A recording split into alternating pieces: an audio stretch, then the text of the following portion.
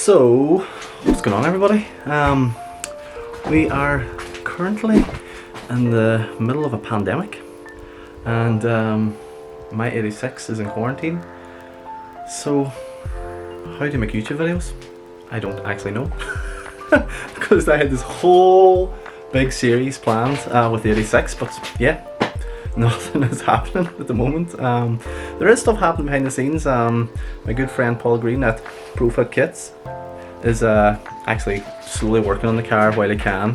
But yeah, there's just so much going on with this coronavirus and shit that I don't know. It's pretty mad. So today, well, first of all, actually, this is my tiny little garage, my tiny workshop where I'll be.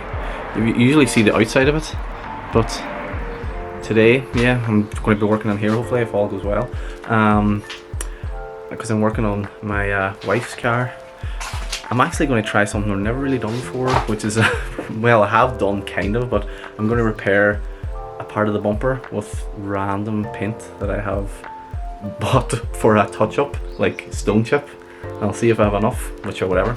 But you probably notice as well that this is all very smooth and my face is actually in focus, and whenever I turn the camera around, well, if this worked, that everything focuses manually and it's all perfect. That's because I got a new camera, which is a Canon M200, and I actually got a gimbal for it as well. I used to use the Osmo, which I don't know, in the earlier videos you would have noticed the smoothness if you've watched them. But I got a gimbal for this, which is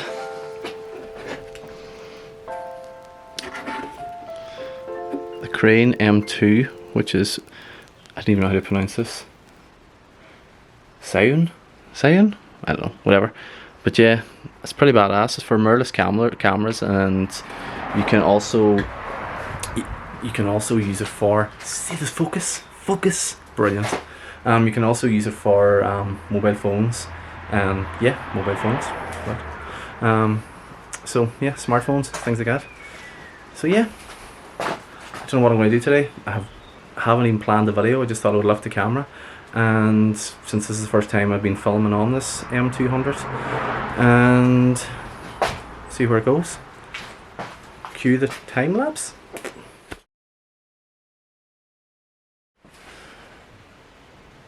So I finally got the car on.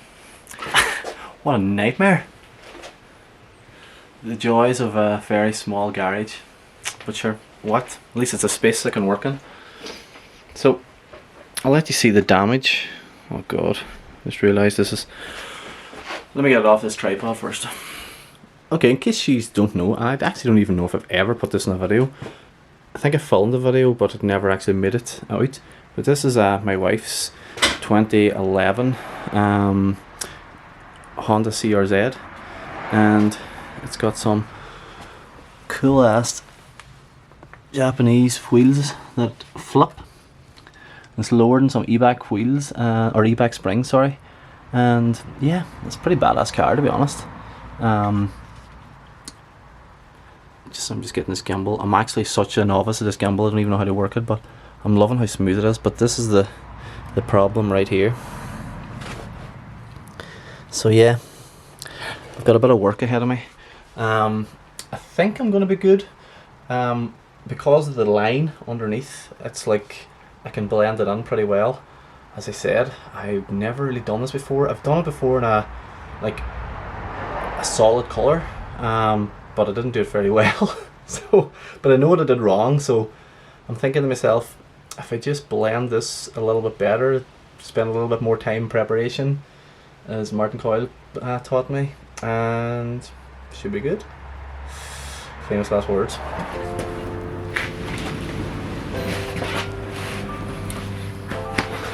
Right, first things first, let's assess the damage. So, yeah, that's pretty bad. So it's pretty deep. I don't think a T-cut's going to work for this one, but as I was saying earlier, there's two body lines. There's one here, and then there's one that fades into here, and it's just shy of this one, so I could probably, well, it'd be hard, but I'll probably end up blending to roughly this body line here and then down this way. Luckily it's the bottom of the bumper and it'll not be as noticeable because I'm definitely going to do an amateur job on this, but we're in the middle of a pandemic, there's not much I can do, and I don't like the look of this here, and the weather's so good in Ireland at the moment that whenever I drive to the shop once a week, at least my car's going to look good. So yeah, I'm going to sand, rough sand at first, see if I can get all the grooves out. I'll probably use a wee mouse that I have, and then I will use some body filler, work my way up, see where I end up. Primer, paint, lacquer, dry, sand and buff. Simple, yeah. God damn it.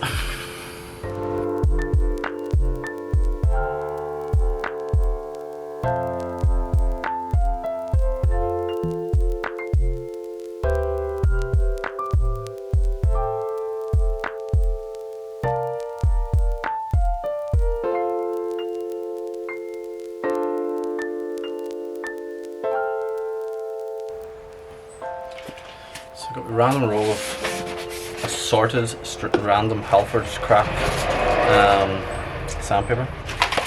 So we'll see what I have here. God, I wish I could just go to a shop. Life would be so much simpler. So we've got a sheet of 240 and a 400. Should be enough to get a finish I'm looking for. And I've got a random box here with bits of random filler, like not even normal filler. It's like Isopon that I got in this little pack one time ages ago, because I've actually ran out of the other filler that I had. Oh, paint preparation wipes, sweet.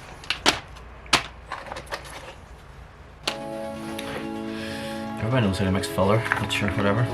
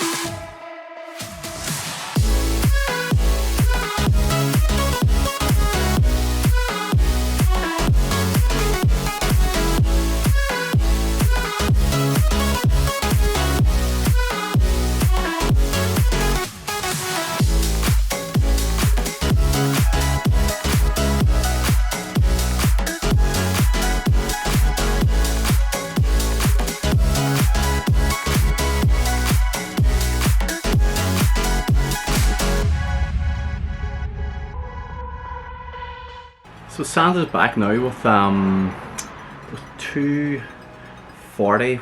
I just used the mouse as well because I wanted to get some of the high spots off, but I didn't want to go too deep as to create too much unevenness. So I basically just kind of took the high spots off with the mouse, then I sanded it with 240 again by hand and using the wee block as well. Then I finished a bit with 400, but I noticed there's still some fine scratches, and I'm just going to put a little bit more filler just to kind of fill a little of the edges, and then sand again, and then should be good to mask off most of the car and throw in a bit of primer. So we'll see how we get on.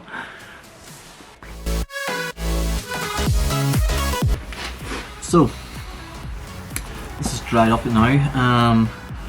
A thing I always do, which is probably everybody does, I just think I'm special for some reason, but the thing I always do is I always leave a little bit of filler on the end of whatever I'm doing, so then you'll know if it's dry and ready for sanding. So yeah, it's a little random tip for you.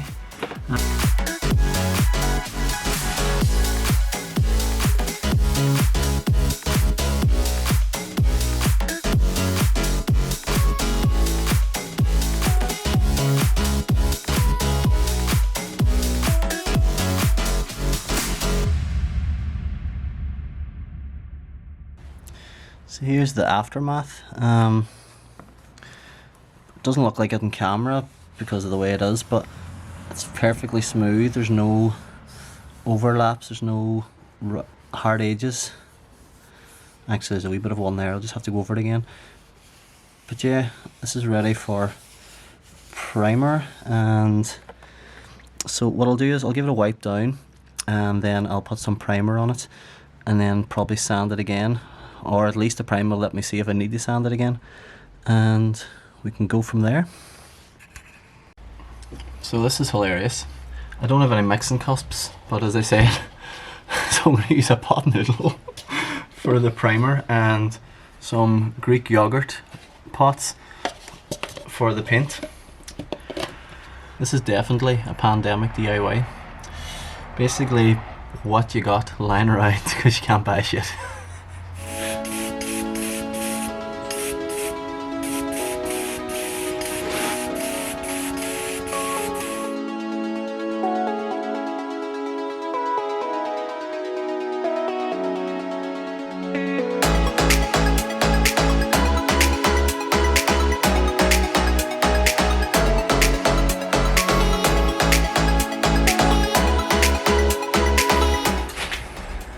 So I've mixed up the base coat now, and I'm going to try and spray the first coat and see what happens.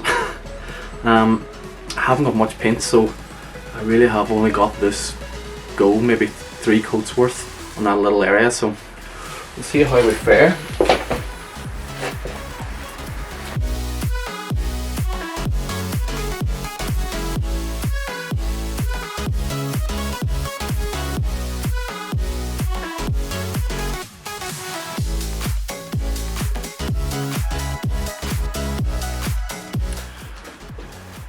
What a mess.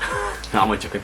It's actually not too bad. I did have a run between on the second coat, or actually it was the first coat. I went a bit heavy on a section where it was a bit lighter on the primer. So what happened was it ran a little bit. So what I did was I let it dry, but I'll put a hairdryer in front of it, and then what did I do? I sanded it with 1200. I wet sanded it a little bit with 800 until it was flat, and then I kind of 1200 a little bit then, and then I put the third coat over the top, which was, to be honest, I have a thimble full of paint, so it was very, very light. So it worked out alright.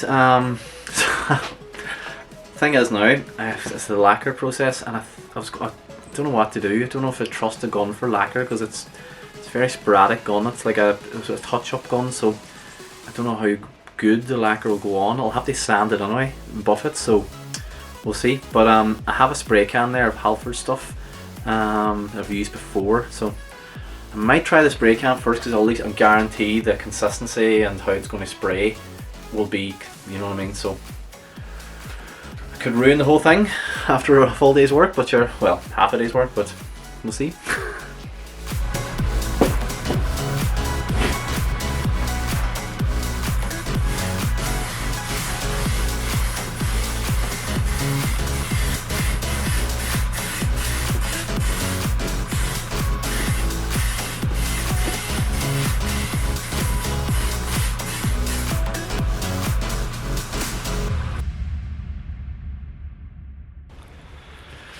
So it's the next day. My face is way dark. So it's the next day. Got some sandpaper. The clear coat or lacquer was about as smooth as a brick wall, so I'm going to have a lot of work ahead of me trying to sand it out smoothly. So we'll see what happens. It'll probably look awful, but the only thing that's on my side is it's the bottom of the bumper, so it shouldn't be too bad. But I'll sand it, try not to break through because there's not a lot of lacquer, and we'll see what happens. I'll take you along for the ride, as they say.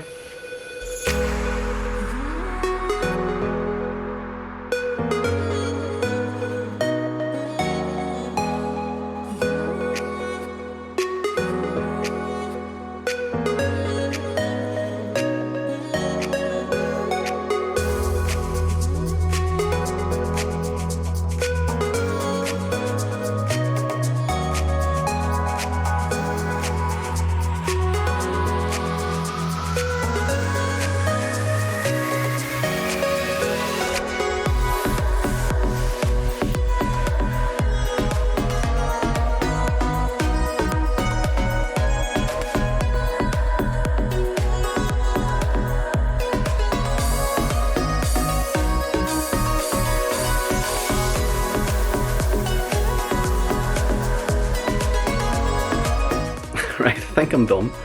I'm not happy with the results, but sure, what can you do? As I say, I literally did this with stuff I had lying around the garage. If I had went and got proper supplies, proper lacquer, or actually went to a proper paint shop. But sure, what can you do? I'll show you the results. You've seen them before, you kind of know what to expect. So, and of course it's raining.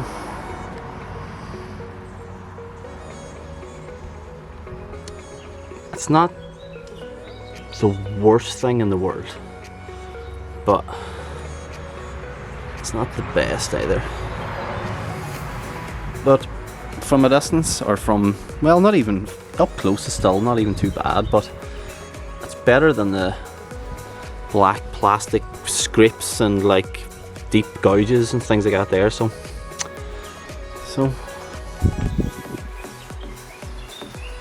of course it's raining, but sure, whatever.